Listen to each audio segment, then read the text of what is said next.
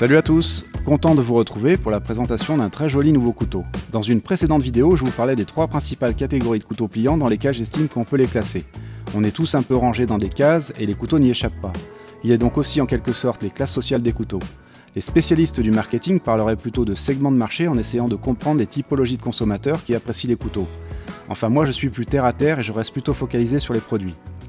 La seule chose que je sais, c'est qu'il y a très peu de femmes qui sont passionnées par les couteaux. Enfin, ces 3 catégories de couteaux pliants, ce sont selon moi les utilitaires, les premiums et les premium utilitaires. Les premiers sont des couteaux simples, pas très chers, pratiques, fonctionnels, que l'on ne rechigne pas à utiliser par crainte de les abîmer. De bons couteaux que l'on apprécie et qui font le taf, même si beaucoup d'utilitaires sont aussi très bien finis et classe. Mais on pourra les remplacer sans difficulté financière si on les casse ou qu'on les perd. Les seconds, les premiums, sont parfois trop précieux, ou alors de conception justement trop conceptuelle pour vraiment en faire des couteaux très efficaces. Certains designers se lâchent pour faire des couteaux tape à l'œil, impressionnants, mais dont finalement l'efficacité ou l'ergonomie ne sont pas les premières des qualités. Ce sont alors surtout des couteaux de collection, ce qui n'a pour moi rien de péjoratif. Je trouve très bien que des concepteurs tentent d'innover et expriment leur créativité en concevant des couteaux qui révèlent un savoir-faire. Et puis quand on aime beaucoup un objet, on peut avoir envie de ne pas l'abîmer et donc ça en fait un objet de collection. Le couteau est l'outil qui se prête très bien à l'art depuis la nuit des temps. On y trouve d'ailleurs souvent des ornements, des décorations parfois symboliques. Et enfin, la 3e catégorie très intéressante, ce sont les premiums utilitaires. Des couteaux à la fois sublimes et efficaces.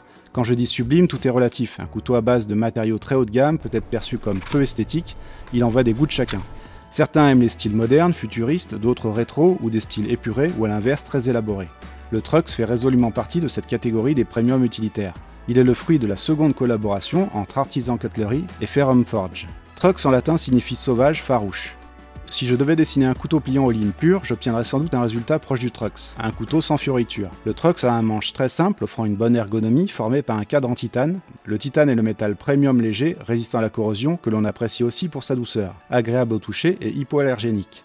Ce qui caractérise ce couteau, c'est selon moi sa pureté, de par sa ligne plutôt douce et arrondie, mais aussi sa couleur gris clair homogène. On est sur un couteau haut de gamme compte tenu de ses matériaux et utilitaire de par sa conception.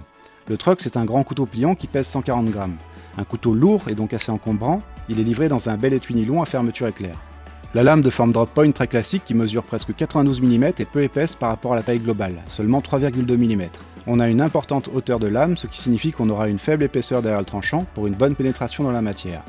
La coupe se fera facilement et précisément, d'autant qu'on a une émouture plate, avec toutefois une belle rainure près du dos pour le style. La lame est de finition stonewashed, ce qui limite la visibilité des traces de doigts, salissures et rayures. Cette lame est formée du très bon acier CPM S35VN, issu de la métallurgie des poudres et fabriqué par l'entreprise américaine Crucible Industries.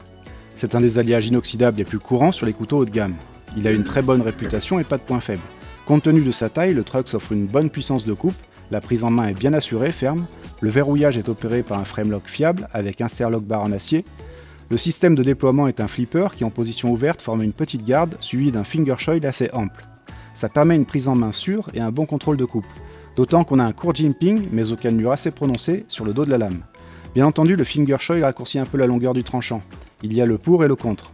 Le pour, c'est que ça offre plus de maniabilité et de possibilités de prise en main. Le contre, c'est qu'on a environ 1 cm de tranchant en moins. La lame étant peu épaisse, on a aussi un cadre assez resserré, donc un manche étroit.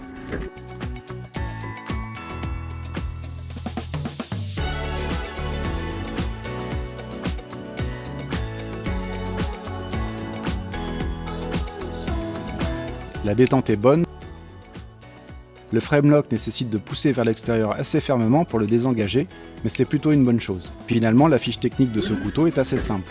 Un cadre qui forme le manche en titane TC4, avec un petit clip de poche formé du même matériau, une belle lame en S35VN, un framelock, un pivot sur roulement à bicéramique, on a un grand couteau pliant fiable avec de très bons matériaux durables bien assemblés. Ce Trux est commercialisé 188 €, ce qui compte tenu de sa taille et de ses matériaux est un prix très correct. S'il vous intéresse, vous trouverez un lien d'affiliation en fenêtre de description. Je précise d'ailleurs qu'Artisan Cutlery vient de créer un site spécial dédié à ces couteaux CJRB. C'est pour eux une meilleure solution pour bien dissocier leurs deux marques, CJRB étant axé couteau entrée et milieu de gamme. Je vous remercie d'avoir regardé cette vidéo, si elle vous a plu n'hésitez pas à liker et partager pour soutenir la chaîne. Je vous dis à bientôt pour d'autres couteaux.